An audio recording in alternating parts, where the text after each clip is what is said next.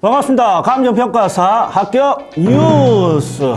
저는 국성 강사입니다. 안녕하세요. 서울법학원에서 근무하고 있는 김승호 실장입니다. 올해로 한 18년째 지금 근무를 하고 있습니다. 자, 항상 감정평가사 시험 합격생을 보면 그 중에 10%는요. 공인중개사 공부를 하신 분이 차지하고 있습니다. 중개사 시험이 딱 끝났는데 감정평가사에 관심이 있습니다. 그럼 바로 지금 뭘 확인해야 되느냐? 그 확인 사항 체크해 드립니다. 자, 1번. 우리가 중개사 시험이 딱 시험에 10월 말주에 딱 끝나면 이게 많아봤자 5개월 정도란 말이에요. 가장 먼저 뭘 챙겨야 됩니까? 일단은 접수할 때 영어 인증 시험이 필요합니다. 가장 많이 이제 저희 수강생분들이 준비하는 두 종류가 있는데요. 바로 토익과 GTF입니다. 토익, 그 다음에 GTF. 네. 그래서 기존에 뭐 토익을 공부하셨던 분들이 상당히 많이 있기 때문에 토익 700만 넘기시면 되니까 그쪽으로 준비를 하시고. GTF는 몇 점 이상입니까? 65점 이상입니다. 65점 이상입니까? 자, 그럼 두 번째. 평가사 시험에서는 항상 과락 과목이라고 하는 아주 어려운 과목 두 가지가 있습니다. 바로 회계학과 경제학 원론입니다. 딱 듣기만 해도 회계, 경제. 머리 앞에 이제 숫자가 막 왔다 갔다 하죠. 그래서 이 두 과목에 대해서는 굳이 고득점할 필요가 없습니다. 그냥 명과락 전략 한 45점 정도, 그 정도만 목표로 잡으시고 나머지 세 과목은 중개사 최근까지 공부했던 익숙한 과목이기 때문에 거기서 점수를 조금 더 맞아서 채워줘서 평균 60점을 맞추는 그런 전략을 삼으셔야 됩니다. 자, 그러면 소질문 하나입니다. 인강으로 들어야 됩니까? 실강을 꼭 법학 와서 들어야 됩니까? 물론 강의라는 것이 실강적으로 참석을 하는 게 효율이 높은 거는 사실입니다. 근데 현재 지금 실강 스케줄을 보시면은 이제 참고로 기본 강의는 이미 끝났고 심화 강의가 거의 마무리 단계고 11월 달부터는 문제풀이가 들어가고 있습니다. 뭐 회계경제가 기본 강의를 건너뛰고 문제풀이부터 바로 할 수 있는 과목이 아니다 보니까 기존에 7월 달부터 진행된 녹화분 그 기본 강의와 11월 달부터 진행되는 문제풀이 요거를 같이 이용을 하시는 걸 권해드리고. 강의 종류가 엄청 많아요, 벌써. 도대체 어떤 걸 선택해서 인강 또는 실강을 들어야 됩니까? 기본 강의와 문제풀이로만 구성이 되어 있는 24년 시험 대비 1차 올패스 심플.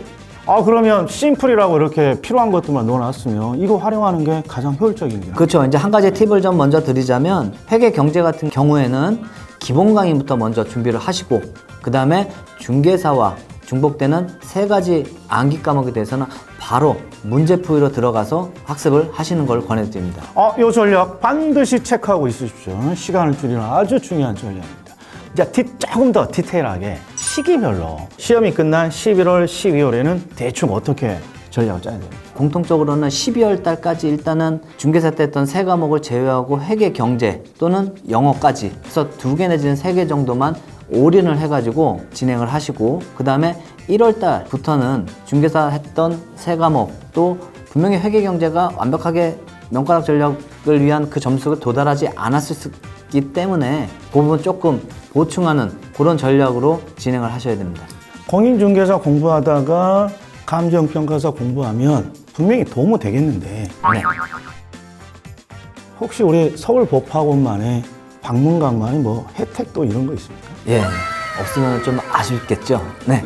방문가 감정평가사 사이트 들어가시면 올해 공인중개사를 준비하셨던 분들 대상으로 인증 이벤트가 있습니다. 그 인증을 하게 되면 어마어마한 할인 쿠폰이 제공이 됩니다. 작년에 혜택이 할인 쿠폰을 20만 원을 드렸다는데 그거 맞습니까? 올해도 거의 동일한 걸로 반드시 챙기셔야 될 꿀팁이네요, 꿀팁. 공인중개사를 나름 공부했다라고 뭔가 인증만 하면 됩니다. 그러니까 내가 봤을 때 그냥 책 한 권만 사진 찍어서 올려도 혜택을 줄 것 같은데 맞습니까? 그럴 가능하겠네요. 네.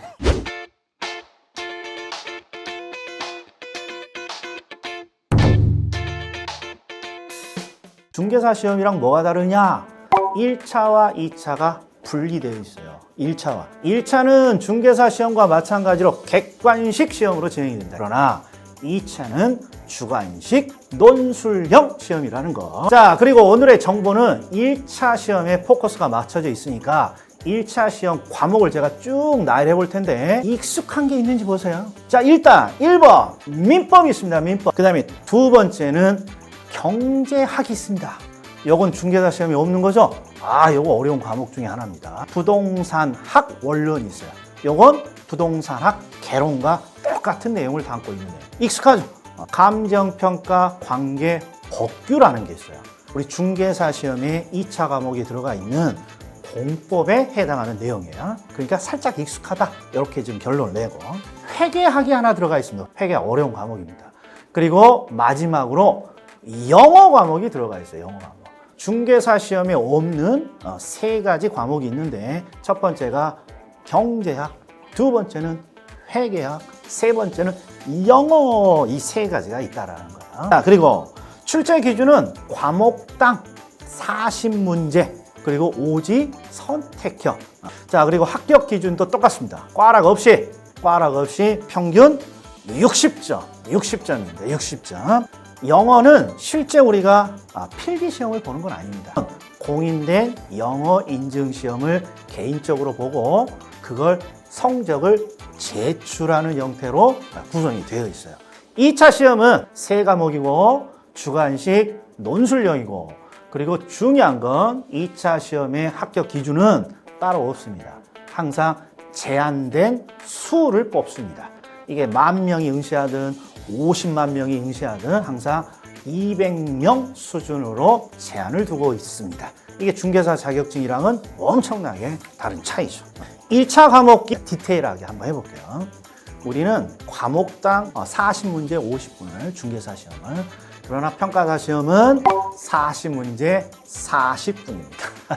그러니까 10분이 더 짧아요. 민법은 평가사랑 중개사랑 공통되어 있어요. 그리고 범위도 거의 100% 일치합니다. 자, 그 다음에 두 번째, 중개사의 부동산학과 평가사의 부동산학은 60% 정도 겹칩니다. 우리가 뭐 객관식 시험이니까 60점 기준이니까 중개사 공부를 하면 평가사의 시험을 바로 이 과목도 볼 수 있습니다. 감정평가 관계 법규가 어느 정도 일치하죠. 공법이랑. 법으로만 치면 공법과 50% 일치해요. 50%. 그런데 희소식이 감정평가 관계 법규에는 우리 중개사의 공법에 있는 내용뿐만 아니라 우리가 공시법이라고 배우는 지적, 그다음에 등기와 관련된 것들이 포함되어 있어요. 그러니까 이것도 우리가 2차 중개사 공부를 하신 분은 바로 접근이 가능합니다. 결국 차이점이 경제학이 새롭게 하나 추가되는 거고, 회계학이 하나 추가되는 거고, 영어 인증이라는 게 하나가 더 추가된다는 거야. 그러면 이 정도 차이면 감정평가사 시험을 도전해볼만 하겠다라는 결론이에요. 네, 안녕하십니까. 제1감정평가법인에서 근무하고 있는 도승하 평가사라고 합니다. 자, 제가 어딘가를 검색해봤더니 감정평가사 직업 만족도가 70% 이상이라 그러는데 네네. 감정평가사로서 직접 만족도가 있습니까? 근데 좀 의아한 게 왜 70%밖에 안 되죠? 뭐 90% 이상은 나와야 되는 직업인데 이게 되게 숨어있는 직업 중에 하나고요. 이 평가사라는 직업의 가장 큰 메리트는 시간에 구애받지 않습니다. 저희들은 감정평가라는 것은 말 그대로 평가기 때문에 평가 대상이 한 건이 존재하면 한 건에 대한 평가가 끝나면 내가 일이 없다! 무한정 자유를 만끽합니다. 그런데 5건이다! 5건을 동시에 처리를 해야 되기 때문에 잠깐 바꿀 수는 있지만 이것이 뭐 월화수목금 일주일 한 달 이런 식으로 고정적으로 있는 게 아니고 언제 한번 몰리고 언제는 안 몰리고 이렇게 굉장히 밸런스가 잘 맞기 때문에 기본적으로 여유도 좀 있고, 그렇죠. 여유도 좀 있고, 그렇죠. 만족도도 70%는 더 네. 된다. 이 그렇죠. 결론입니까? 네. 좋은 가장 직업이네요. 이거는 진짜 꼭 말씀을 드려야 되는데 9 to 6라는 개념이 전혀 없습니다. 저희는 자기 마음대로 조절을 하면서 일을 할 수 있기 때문에 업무만 확실히 그렇죠. 네. 해결하면. 네. 우리 공인중개사를 공부하시는 분이 네. 이 감정평가론을 네. 시험 대상으로 하니까 네, 네. 업무에 대해서 아는 것이 그래도 몇 가지 있어요. 예를 네. 들어서 부동산 가격 공시제도 이런 거 하면 감정평가 법인에 의뢰한다. 네. 이런 거예요. 그런데 네. 이게 다예요. 네. 지금 감정평가사가 되면 어떤 업무들을 하느냐?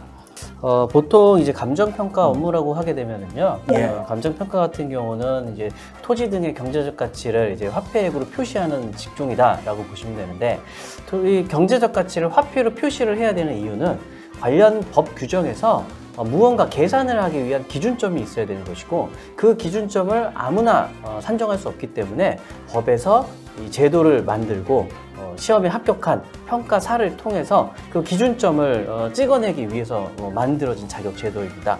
그래서 일반적으로는 우리가 네. 일상생활에서는 접하기가 좀 어렵고요. 그렇죠. 전부 다 일상생활. 이제 국가 공적 업무나 이제 사회 경제에서 중요한 이제 물건들을 다룰 때에 그때 기준점을 산정할 때 이제 필요에 의해서 이렇게 하게 되어 있고요. 다 그러면 법 규정에 의해서 하게 되어 있습니다. 평가사 수입의 주된 내용이 되는 업무들이 뭐가 있느냐. 이게 중요한 거예요. 저희들의 주된 업무 중에 하나는 네. 집을 사겠죠. 집을 집을 산다. 사는데 은행에서 대출 받아야 되겠죠. 대출 받을 때 기준점을 감정평가를 합니다. 담보. 그렇죠. 담보 목적이 그렇죠. 평가, 담보 내가 평가. 돈을 열심히 모아서 땅도 사고 건물도 사고 아주 호화롭게 살고 있었습니다. 예. 근데 갑자기 국가가 내 땅 위에다가 도로를 뚫어서 많은 사람들한테 편의를 주겠다. 그러면 도로를 뚫기 위해서 땅을 사갖고 와야 되는 거잖아요. 그때도 보상. 기준점을 찍습니다. 그렇죠. 보상. 보상. 네. 보상 평가. 보상을 위한 네. 평가. 네. 아. 내가 집도 사고 땅도 사고 일을 열심히 했는데 네. 사업이 좀 잘 안 될 수도 있어요. 네. 그러면 빚을 많이 졌습니다. 어떻게 합니까? 국가가 알아서 청산을 해줍니다. 그때 들어가는 기준이 경매, 공매 평가가 되는 경매. 것이죠. 또 하나 중요한 게 열심히 일을 해서 이제 죽을 때가 됐습니다. 자식들한테 물려줄 때에도 세금을 내야 됩니다. 상속 증여세를 낼 때에도 감정평가를 해서 그걸 기준으로 해서 세액이 결정되는 것이기 때문에 감정평가는 열심히 일을 해서 내가 죽을 때까지 우리 지금- 생활에 밀접한 관계가 지금 있는 이야기하는 것이죠. 거 보니까. 네. 그리고 요새 또 서울에서 재건축 재개발, 어우. 그럼 자산평가 이런 것도 자산평가를 꽤 짭짤합니까? 아우 엄청 짭짤합니다. 짭짤합니까? 지금 다 기다리고 있습니다. 지금 빨리 해야 되는데 왜 안 하냐고 지금 다들 기다리고. 그러면 이제 이런 업무를 하려면 뭐 중개사 업무 같은 경우에는 대부분 개인 사무실 네. 이런 걸 지금 자기가 개설해서 하고 있는데 네. 우리 평가 업계 쪽에서는 대부분 어떤 식으로 업무를 하게 됩니까? 뭐 취업과 관련해서. 이 감정평가 업무를 하기 위해서는 감정평가 법인을 설립해서 그 구성원이 되거나 감정평가 사무소를 개설해서 이제 독립적인 운영을 해줘야만 그런 주체로서 이제 활동을 할 수 있는데요. 대부분은 이제 법인에 취업을 하시고요. 네. 개인 사무소 같은 경우는 아무래도 좀 더 시간에 구애받지 않고 나 혼자 좀 소규모로 좀 소소하게 하겠다라고 하시는 분들이 이제 개인 사무소를 하시는 것이고, 좀 더 이제 왕성한 활동으로 내가 평가 업무를 주업으로라고 하시는 분들은 이제 법인에서 활동을 많이 하고 계십니다. 또 궁금한 게 40대 이상이 평가사 시험에 합격했다. 그럼 대부분 어디로 가야 돼요? 지금은 이제 중소법인들이 굉장히 많이 생겼기 때문에 많이 이렇게 다각화가 되어 있습니다. 그래서 40대 이상 혹은 30대 이상, 33, 40대 이상이라 하더라도 중소법인에 취업을 많이 하셔가지고 개인의 역량에 따라서 또 다양한 활동을 하고 계시기 때문에 그러니까 뭐 나이에 상관없이 네. 법인 등에 취업을 할 가능성이 크다. 네네. 자, 그리고 더 중요한 거. 우리 자격증이라는 게 항상 능력이 없는 사람은 적게 버는 거고 네. 능력이 많은 사람은 많이 버는 건데 네, 네. 영업 이런 게 중요한 겁니까? 아무래도 같은 평가사들끼리 똑같은 업무를 할 수 있다 보니까 이제 누구한테 일을 줘야 되느냐, 이제 고객 클라이언트들의 영업을 할 수밖에 없는 이제 상황이고요. 이제 그런 이제 영업에 좀 부담을 많이 느끼시는 분들이 아무래도 상대적으로 중소형 법인이나 이제 개인 사무소를 많이 이제 개설을 하십니다. 제가 궁금한 건 중개사는 사무실이 너무 많아서 네. 영업을 합니다. 그럼 너무 힘이던데 네. 평가 업계의 영업 경쟁률 네. 이런 것들은 중개사보다 나을 것 같은데 네, 네. 그래도 여기도 꽤 있을 것 같아서 이 평가사들이 할 수 있는 영업은 대상자가 정해져 있습니다. 마치 우리 부동산으로 치면 무주물 선점처럼 평가사라는 자격증이 처음 생겼을 때는 아무데나 가서 선점을 하는 거죠. 자기 고객들을. 그 관계가 너무 오래 유지가 됩니다. 그래서 신규로 자격을 취득해도 영업을 할 수 있는 장소는 제한되어 있는데 평가사 수는 늘어나다 보니까 영업이 좀 어렵다라고 얘기를 하는 것이죠. 그러면 어려운 편이다. 여기도 어려운 편이죠. 어려운 편이다. 네. 그럼 이제 제일 궁금할 건 네. 감정평가사 대우. 대우. 일단 제일 궁금하지 않은 것부터. 네. 네. 현실적으로 정년은 없는데 네. 현실적으로 몇 세까지 대부분 일을 하는 건가요? 저희 감정평가사 자격의 업무를 활동하는 것 중에서 이제 내가 자의가 아닌 경우에 업무를 못하는 요건이 사망입니다. 죽을 때까지입니다. 제가 알고 있는 평가사 분 중에서 가장 나이가 많으신 분들이 네. 가장 많으신 분이 지금 만 93세로 알고 있습니다. 오. 개인 사무소에서 여전히 왕성한 활동을 하고 계신 걸로 알고 있습니다. 아니 맨날 감정평가사 이렇게 검색해보면 감정평가사 연봉 항상 이게 1번 뜨고 네. 평균 연봉 1억입니다. 네. 뭐 이렇게 뜨고 있는데 사실입니까?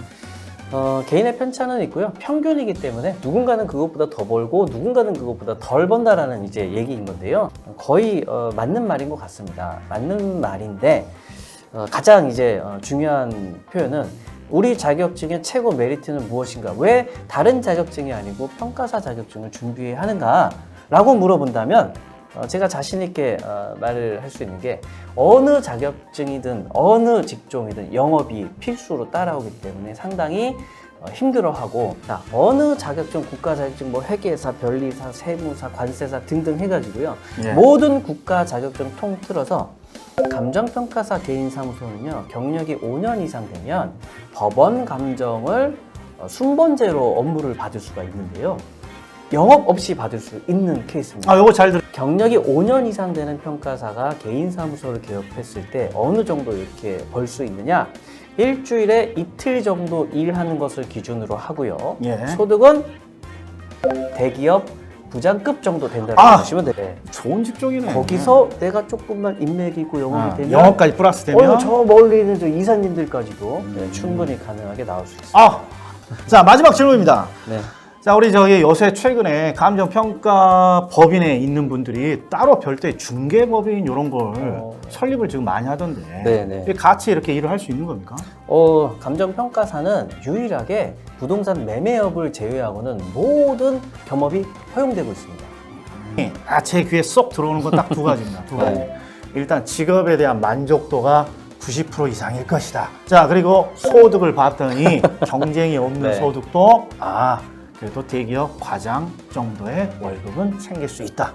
네. 이거면 더 뭐가 말이 필요하겠습니다. 네. 자, 다음에도 또 제가 모시면 좀 와서 좀 이야기 좀 해주시죠. 네. 당연히 불러봐 주세요. 자, 손 한번 들어주십시오. 네. 자, 여기까지였습니다. 다음에 뵙겠습니다.